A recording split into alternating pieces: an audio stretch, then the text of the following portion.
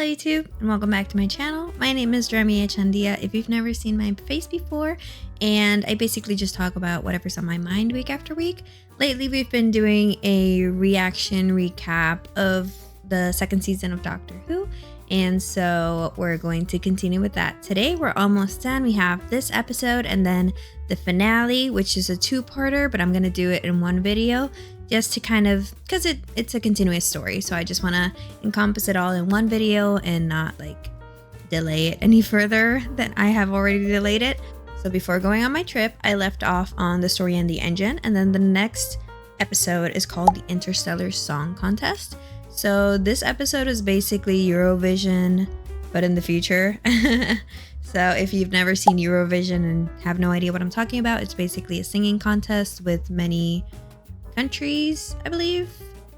I've never watched Eurovision, I've just heard of it. So yeah, it is basically a singing contest, but with different planets and different alien species this time.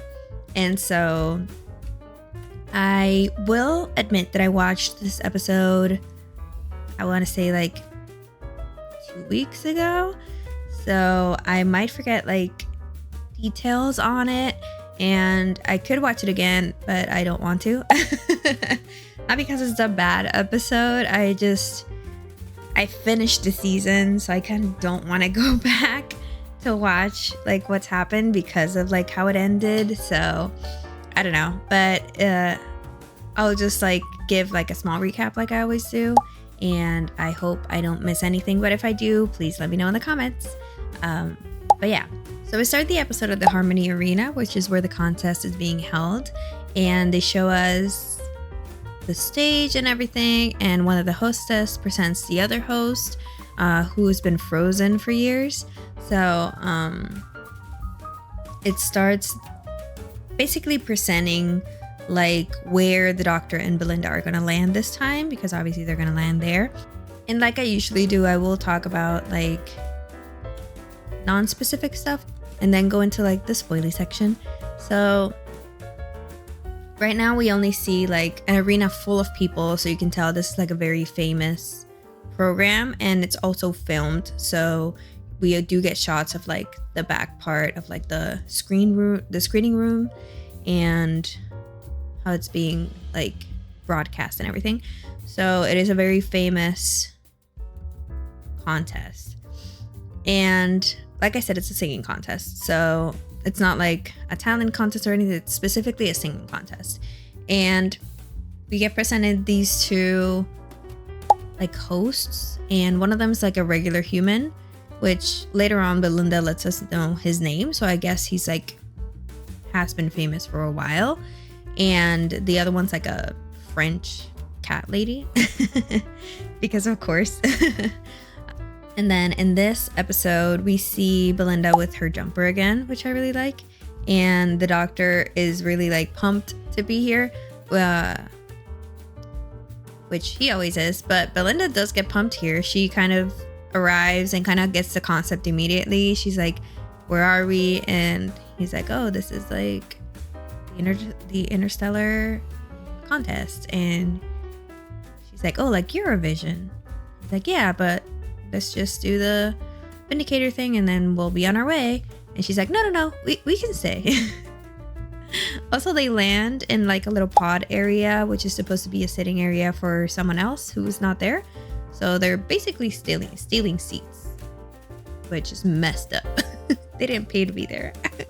But anyway, I will say this episode is kind of all over the place for me. Not because like things don't make sense or anything, but it is kind of emotionally all over the place, and I'll explain why in more detail in like the spoiler section. But like a lot of things happen, and the Doctor does show a different side of him that we're not used to, like at least for Ncuti's Doctor.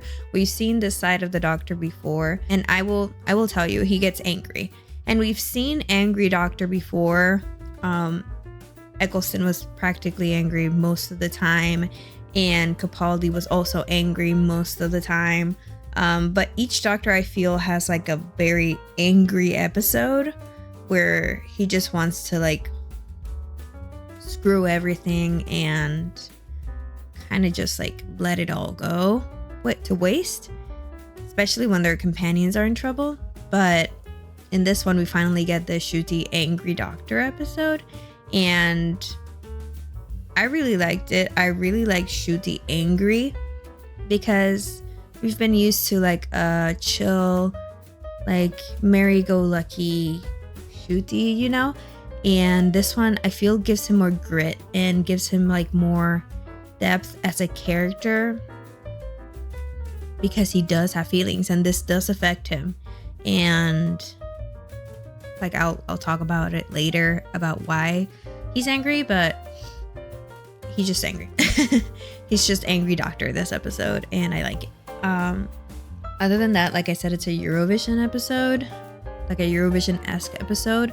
I'm not sure if it's correct because like I said, I don't watch Eurovision, but I believe the last Eurovision or the one before, I don't know, I think a Palestinian one, and it was like a big thing.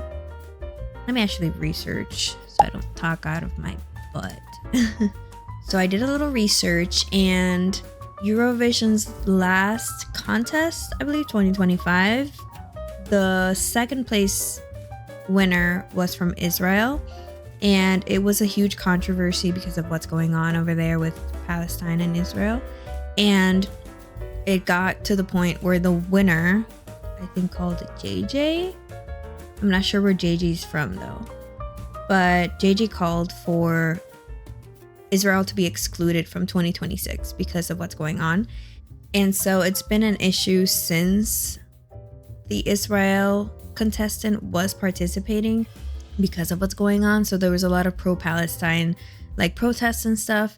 And I feel like even though the episode was probably written not way before, because this has been going on for a while, but it's been written before like they won Eurovision, I feel like it was still trying to condone that tone, you know, because of what happens in the episode itself, which we'll talk about later on. But what I can tell is that there is like tension between like the bigwigs of the show and like a marginalized community. So it is very much, I feel like a pro-Palestine episode.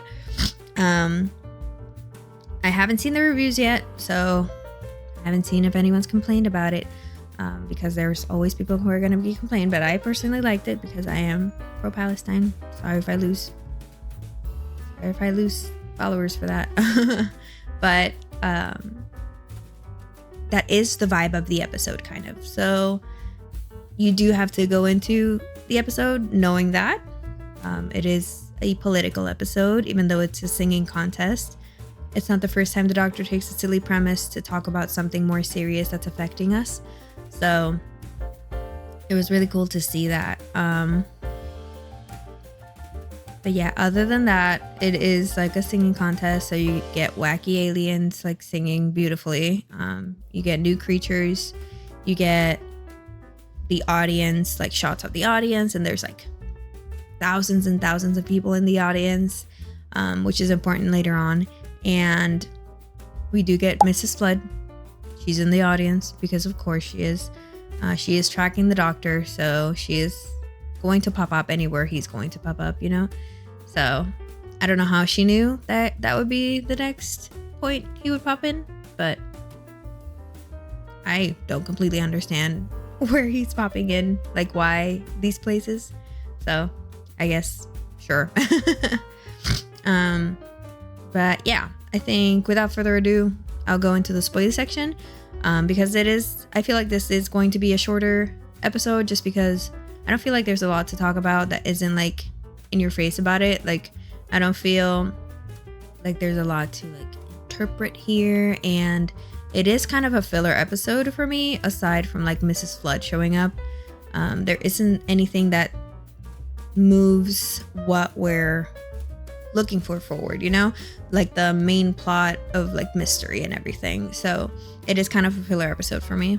So yeah, let's get started.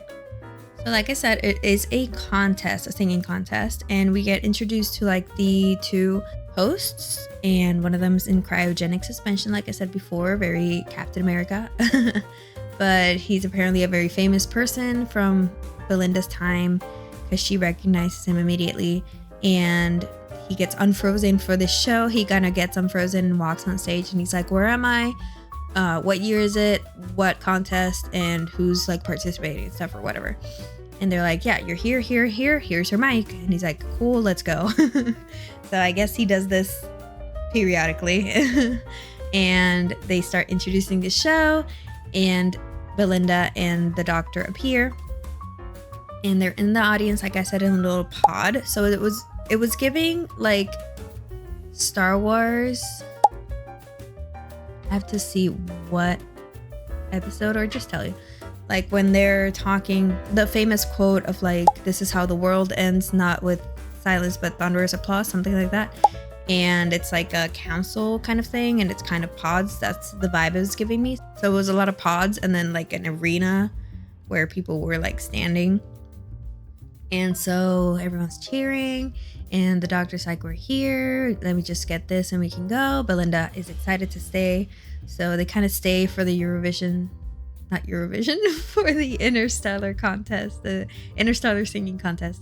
And he does the little vindicator thing, and Mrs. Flood immediately appears, and she sees this, and she writes it down or something, takes a note of it that he's here and he did the vindicator thing.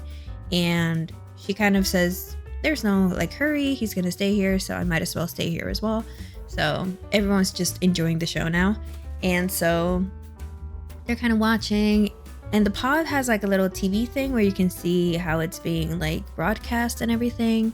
And I'm guessing if you're really far away, you can kind of watch it on the TV.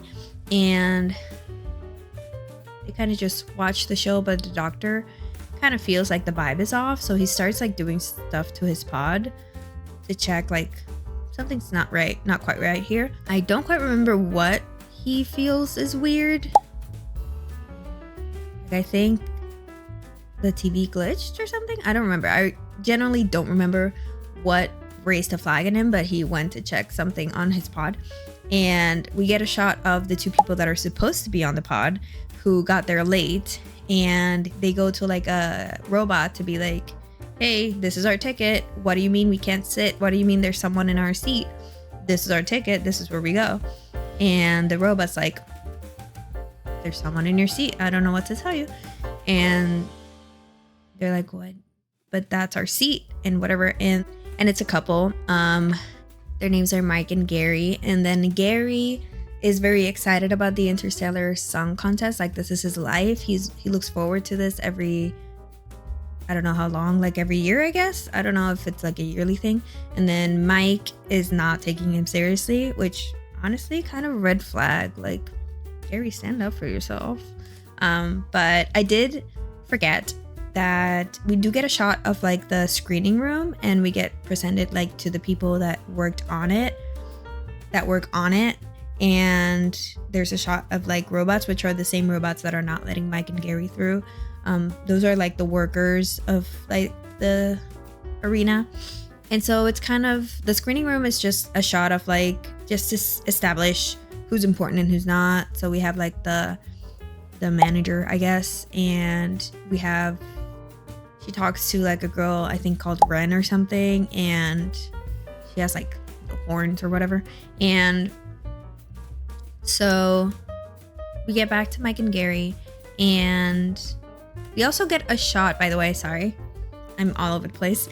We also get a shot of the arena itself, and it's in outer space. So it's kind of like the space station. And so it doesn't have a roof on it, so you can kind of see the stars and everything. It has like a bubble, like an oxygen bubble, and a gravitational like mavitational like field around it. By the way, Mavity, you have to watch the first season to understand why Mavity. So you're gonna have to watch the first season. I don't know what to tell you. But anyway, we get back to Mike and Gary, and they're fighting because they're late because of Mike, I believe. And Gary's like fighting. He's like, we would have been here on time, we would have had our seats or whatever.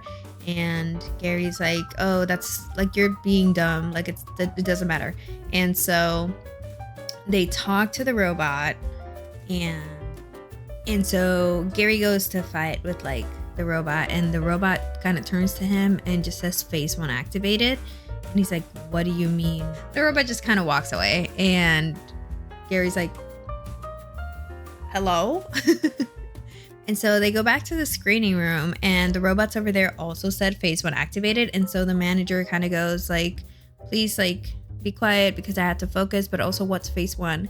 And then you hear shots in the background outside of the screening room, and the doors open, and there's this guy that comes in. And so this guy named Kid comes in, and he is from the race Hellion. And Hellion is, like I said before, the marginalized race.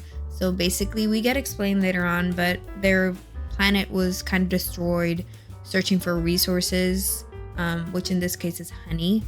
And he's basically there because honey, it has a particular name, but it's a honey product, and it is sponsoring the Interstellar singing contest. And so by sponsoring it, people buy more, and then his planet gets more destroyed. And so Hellions have been fighting against it and everything. So they've been branded like riotous people, you know? And so that's who they are. They're always like rioters, and they're dangerous, and that's their fame now. Like, Hellions are just dangerous people, which I feel like I can relate.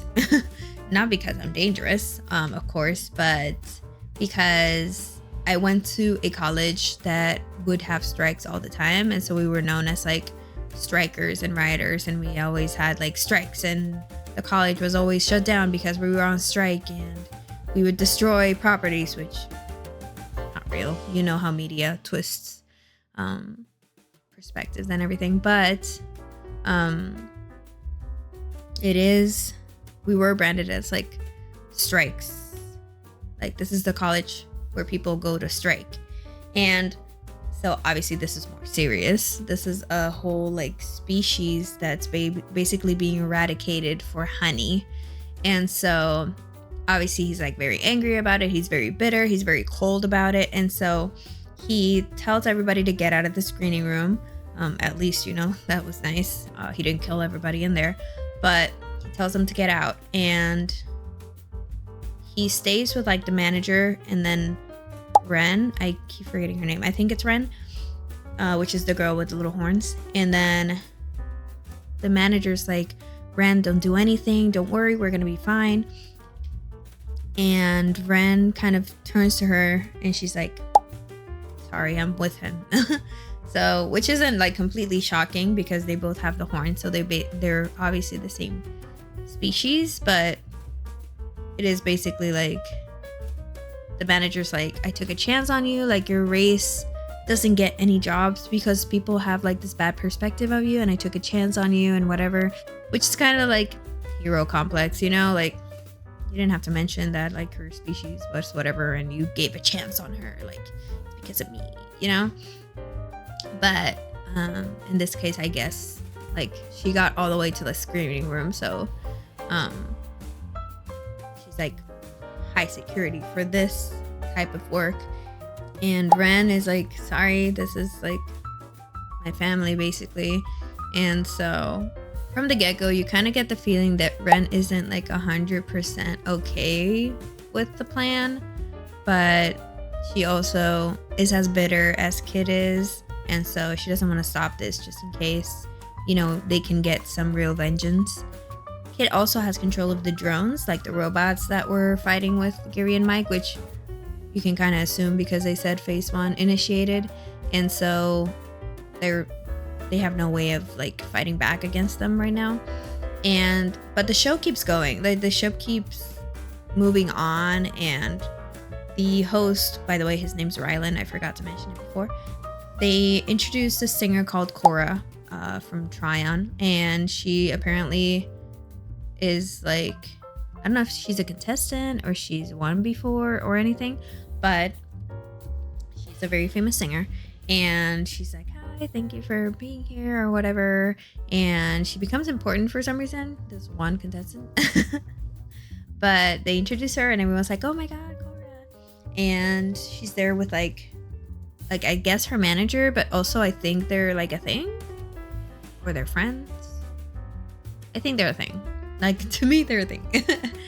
But yeah, and then, like I said, the contest keeps going. It keeps being broadcasted. And then phase 2 is basically where they kind of hijack the broadcast.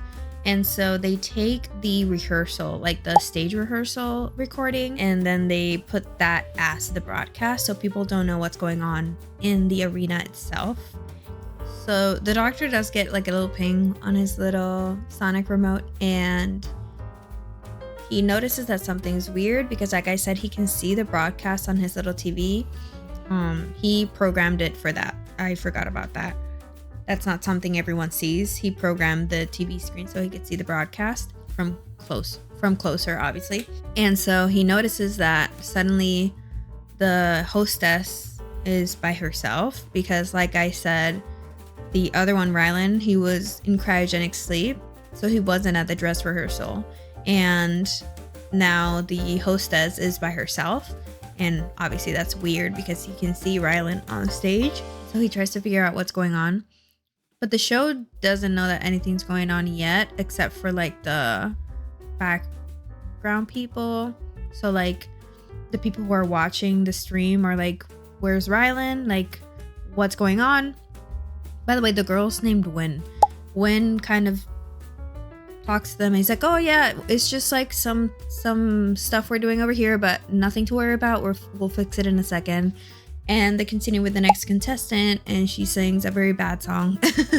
She sings beautifully. She sings a bad song. All the songs are really bad in this episode except for like a specific one. You can kind of tell that people have run out of song ideas in the future. And so she's singing and whatever, and then phase 2 begins. And phase 2 basically means that they pop the bubble that's keeping everyone inside, and then we get a very like harrowing image of everyone just like flying out. And that's like I said, that's thousands of people who are now floating in space. And so it's a very beautiful scene aesthetically, but it's a very horrifying thing to happen because it's like I said, it's thousands of people potentially dying. And so they float up, including like the host and the hostess, and the doctor flies off, and Mrs. Flood flies off, and everyone is just floating in space now. And Mike and Gary are back in like the hallways because they couldn't get in, kind of just watching this happen. And Win saves, like last second, she saves Cora, and she saves Belinda. Well, she doesn't knowingly save Belinda, but she saves Cora. Like she closes her pod right before she floats away, and Belinda just happens to still be in the pod. Like she crashed into like the ceiling of the pod, and so she closed it, and Belinda was saved. And but the doctor's floating in space now, and the TARDIS is floating in space, and everything is in space now. And we get this shot of Rylan just like, here we go again, and kind of freezing over because again he was cryogenically frozen like 30 minutes ago. We also get a shot of Belinda, who just saw the doctor fly away and the TARDIS, and kind of realizing that she's stuck here and she doesn't know where she is. And so she's kind of breaking down. So then we turn back to like the screening room, and he's like, and the manager's like, what are you doing? You're like, this is murder or whatever. And he's like, well, I've always been painted as like a murderer, so I'm just being what people have called me all my life. And so the manager kind of like ignores Kid because he's a lost cause, but he kind of goes and turns to Win, and she's like, listen, they're not dead yet because they're caught in like the Mavity bubble. Like the oxygen bubble's gone and everyone floated up, but the Mavity one is still holding everyone together for a bit. And so she's like, they're not dead yet. We can still save them. It's not too late, you know? And so, but Kid's not letting her like get through to Win because maybe he knows that Win is not as strong as he is. And so strong in the sense of like convictionally, if that's a word. Like she'll be easy to manipulate. Like she's more empathetic, you know? I mean, we could tell from the get-go because you could see, like I said, that she wasn't 100% on board with this plan, and she also saved Cora. So she's not like completely heartless, and she doesn't want these people to die. And then we turn back to Kid, and then we see phase 3, which is like this cube. And the cube is basically, as I understand it, like a bomb. And so they're gonna bomb the place. And obviously that's not good because then everyone will die. And the broadcast is still going on, like the dress rehearsal is still going on, so no one outside of this place knows that anything bad is going on. And so there's no one to call for help or anything. We also find out later on, not later on, like in the next couple of scenes, where Belinda is now like in the hallway where like Gary and Mike presumably are in another side, but she's by herself. And then she runs into Cora and her man. And she's like, I don't know where I am. Who are you? I'm Cora from Tryon. Or Tron. I already forgot the name. And she's like, alone. Like they start talking. And she's like, is there anyone we can call to warn about this? And Cora tells her that the phones are down until the contest is over, just because people would kind of spoil stuff, like shows. Like they wouldn't give people their phones until the show was over, just so no one would find out. There wouldn't be a leak. So basically they can't talk to anyone outside of here, and no one outside of here knows what's going on. So basically they're trapped until this hell of a show finishes, which isn't even the show, it's the pre-recording of it. And so Cora's partner, he apparently knows how to tap into mechanics. He apparently knows how to hack, and so he goes into the computer, but it's being overwritten, and so he can't really do anything because it's being like blocked. And that's why they show like the bomb and everything. And then something very interesting happens. So we get a shot of the Doctor kind of freezing over in space, and then he gets a shot of Susan. And to anyone who doesn't know who Susan is the Doctor's granddaughter and the first ever companion in the Doctor Who show. And he basically says like, wake up, Grandpa, like don't give up, Grandpa or grandfather. And he kind of pops out of freezing and unfreezes and kind of like floats through space.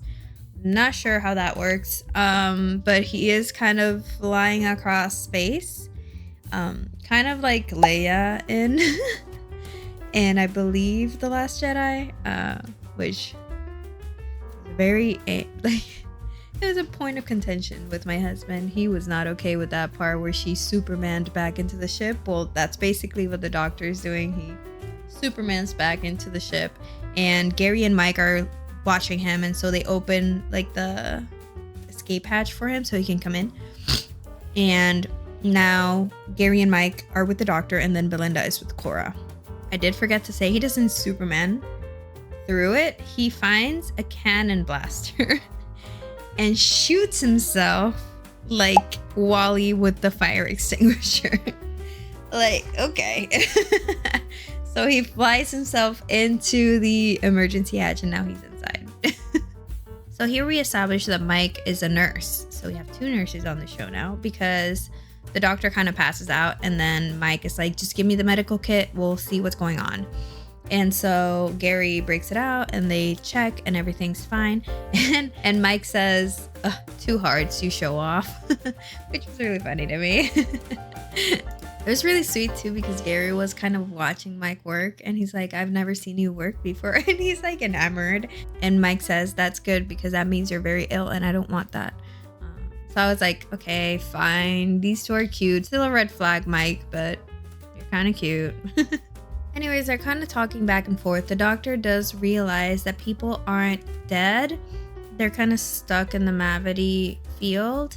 And Mike says, "Oh yeah, that makes sense. It's kind of like when you plunge into cold water, you kind of go into like shock, but you don't die. You can be revived." So they have to like be quick and just to get everyone back and kind of revive them. And so he kind of tries to tap into the computer just like Cora's partner did.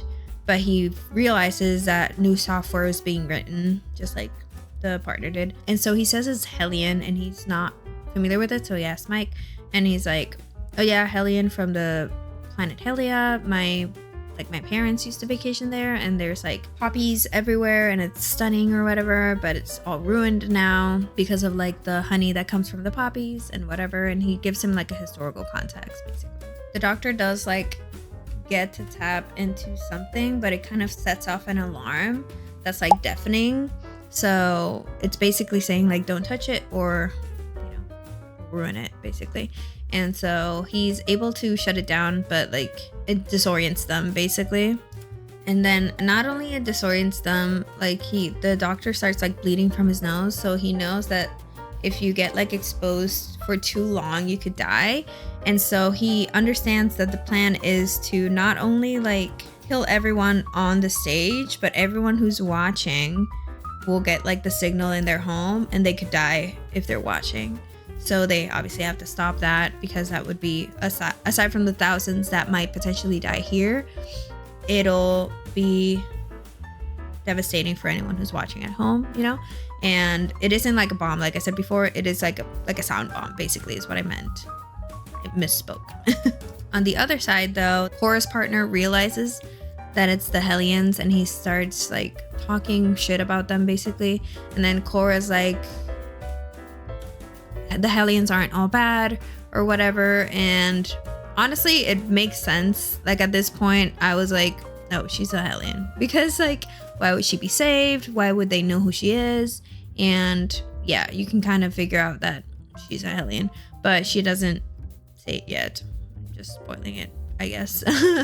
But it is the spoiler section. So she does start talking like, she's like, the Hellions aren't bad, and we get more historical context, basically repeating everything that we've already heard. And so we go back, I believe, to the doctor and Mike and Gary, and they go into like this area, which is like an archive of like past contests and everything. And Gary goes and tries to hack into like a more obscure system, I guess, like a more like old system that wouldn't be maybe affected by the software. And he knows this because he did the tech design for the show, and that's how he got his tickets. And so he taps into it, and we get like a hologram of like Graham Norton, which was really funny. And he's like basically an information hologram, but he's basically giving you like a tour or like a presentation of like the area you're in, which is an archive. It has like clothes and pictures and stuff like that. So they're trying to hack into like the screening room, and they're able to, but Kid finds out and kind of glitches them, not out, but glitches them not in either. Just glitches their screen. And he kind of pops up a screen, and he's like, who's trying to mess with my systems or whatever, but he can't see them. They can only see him. But the doctor starts talking to him, and he's like, I'm the doctor or whatever. And Belinda's like, that's the doctor. Is there a way to see him? And so the chorus partner kind of taps in and is able to pull a screen of the doctor, but the doctor can't see Belinda. So Belinda, Cora, and her partner can now see Kid and the doctor with Mike and Gary, but they can't see her. So at least Belinda knows the doctor's alive. And Cora also recognizes Kid. So she knows who Kid is, and she realizes what's going on and why this is happening. This is also where we get the first shot of Angry Doctor, because he keeps saying, he tells Kid, "You don't know what you've just done. You just put ice into my heart." And that basically means like you're messing with the wrong guy, basically. And Kid, obviously, he thinks he's hot shit. So he's like, yeah, whatever, bye. And shuts them off. And then Belinda kind of realizes that Cora knows who they are. And so she asks Cora, "You know who these people are? Like, why are you here and not stopping them?" Basically. So she reveals, Cora reveals that she is Helion and that her horns were not shaved off by herself. They were forcibly shaved off because the corporation basically bought the whole planet of Helion just to get the honey, and all the people were colonized, as it happens. And so basically Kid and Wynn are like rebels who are like hiding out so they weren't like caught, and their horns are fine.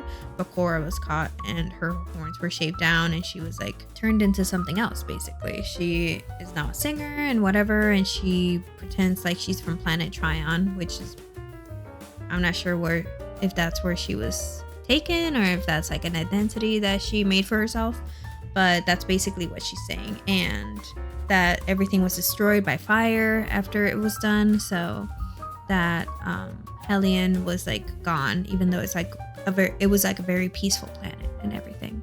Like I said before, now we're with the Angry Doctor. So Mike and Gary are very like very scared of him, because he's like, "I need to get in there and I need to triangulate like this signal before it gets to anywhere. I need someone who knows how to triangulate." And Gary's like, well, Mike points to Gary, and Gary's like, "I created the triangulation system. I can probably program it." And the doctor's like, "Gary, I like you." And he's like, "Oh, thank God." Belinda also tells Cora that if the doctor's angry, like this is not good and we need to like hurry up.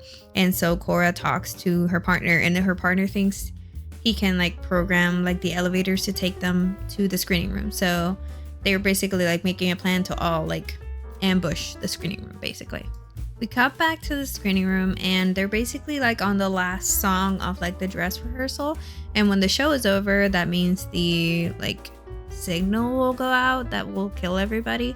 So they're kind of just standing there watching Cora, which she was the last singer, sing her very stupid song about having big feet. And they're kind of just standing there watching it happen, basically. And then everyone arrives at the screening room. Well, the doctor and Gary and Mike get there first. And the doctor is full-blown angry now. And he starts talking to Kid, and he starts like talking shit to Kid, basically, and Kid talking shit back. Kid kind of like starts shooting at him, but it is like just a hologram of the doctor. And so, like I said, it's a hologram of the doctor, so Kid can't really hurt it, but the hologram could hurt him, which it's not really the hologram, I guess. It's the doctor being hologrammed. And so he puts on this glove that kind of like shocks Kid, and he's like, "How many people were you trying to kill? Was it like 1 million or 2 billion or whatever?" And so he starts like doing this to shock Kid over and over and over and over, and obviously it's hurting. He's being shocked over and over. And so they kind of all watch in like disbelief as this is happening. And I don't remember if Belinda arrives before this happens, but the doctor starts getting scenes again in his head of Susan being like, "Stop, grandfather, like stop doing this, don't do this." And so Belinda arrives, and she's like, "What are you doing?" And the doctor kind of snaps out and stops. It's like too late. Not too late for Kid. Kid is fine. Well, not fine. He's in pain. But it's too late in the fact that Belinda already saw what he was doing.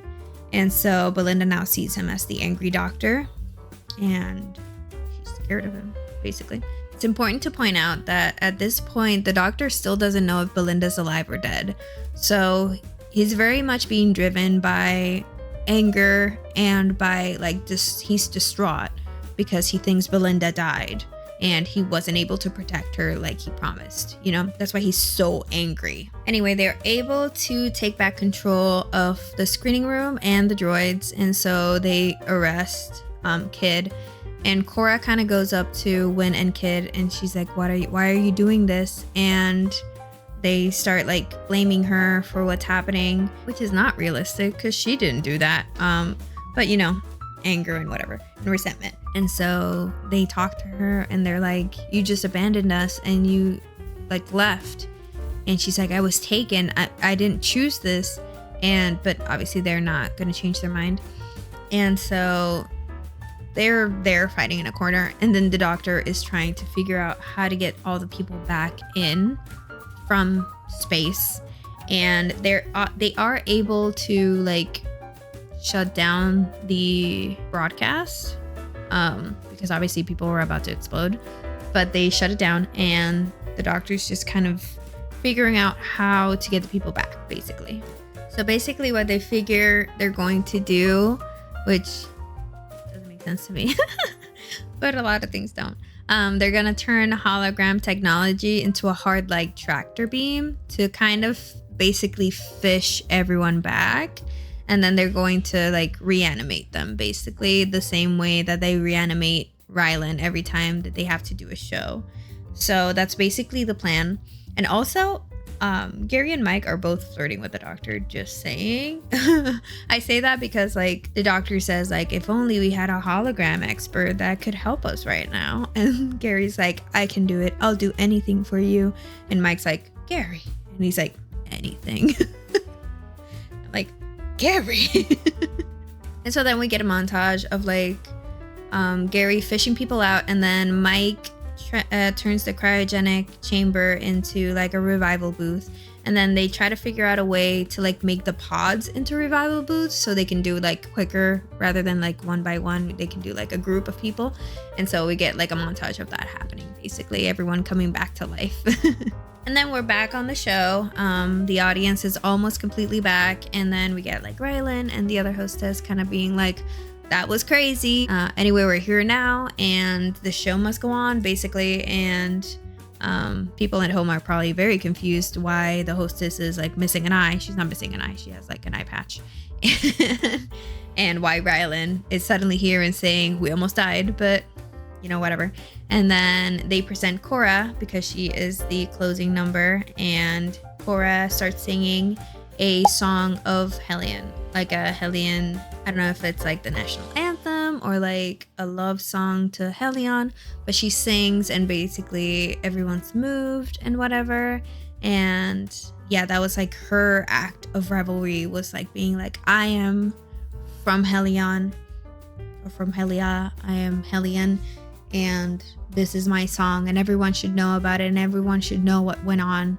And it was a very powerful moment, I'm going to say, because she did take, she is very famous, and she took her platform and used it for her people, basically.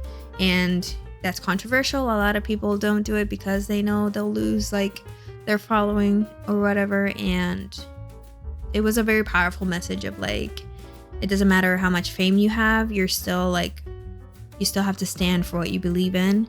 Fame isn't everything, basically, is what I'm trying to say. What they're trying to say. And so everyone claps for Cora and whatever, and then the show is over. And so we get a shot of the doctor and Belinda kind of walking down a hallway with a worker, and apparently he had found the TARDIS. So he takes them to the TARDIS, and they're like, yes, we can get home now. And they start talking, and the doctor's I keep getting shots of my granddaughter, and Belinda's talking about her own stuff. She's we need to get back home or whatever. This is enough. We need to go back home. We almost lost each other, and we almost lost the ability to go back home.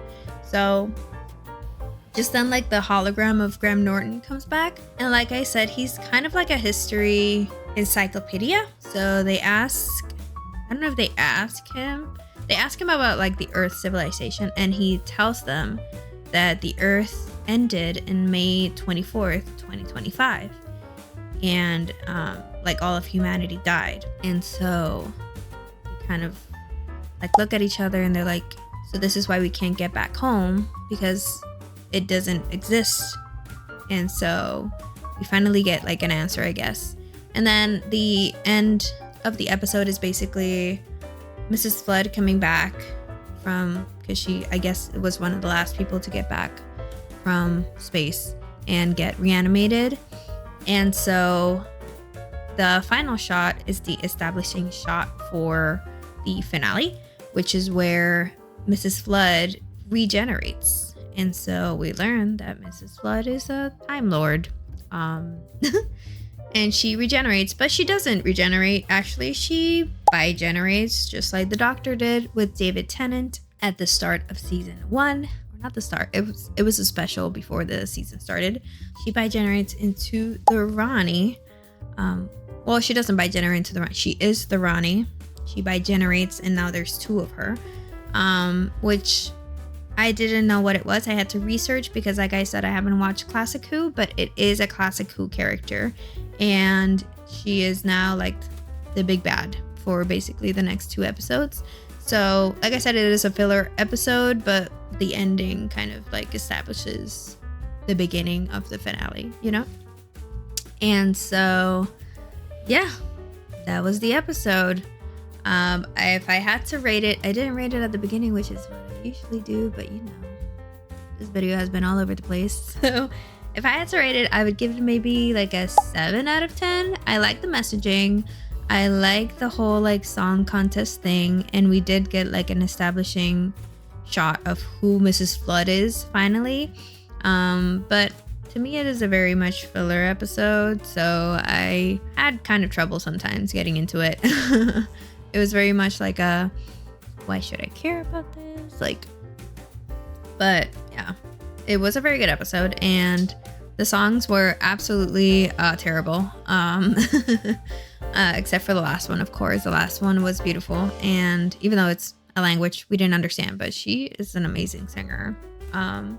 And yeah, like I said, the messaging was really good. I really like that Doctor Who is kind of touching on like serious topics that could get them canceled, because Doctor Who has always been political. People try to say that it's like more woke now, but Doctor Who has always been political, and it has always been about like being on the right side of history on stuff, or maybe not on the right side of history, but it has been like very open of what they believe in.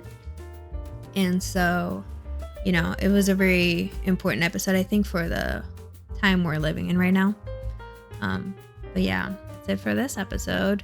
Next episode is the 2-part finale, which like I said, I'll do just one video on, just because, not because I want to be done with this, but it is kind of like annoying, at least for me, when like a video is split in 2 parts, when I can just tell you everything in one part. So check out that. It might be a longer video because it is like 2 episodes in one, but I think it'll be worth it, and I'll probably rewatch that one. Honestly, I basically rewatched this one after I said I wasn't going to, but I basically did. But I will probably rewatch the 2-part finale just because there's a lot that went on, and I don't want to miss talking about anything. Very important things happen. So yeah, see you next week. Thank you for watching. If you liked it, please like my video and subscribe if you want to see more. Like I said, we're almost done with Doctor Who, so I'll probably talk about other stuff starting the week after next. So let's see what I come up with. See you next time, guys. Bye.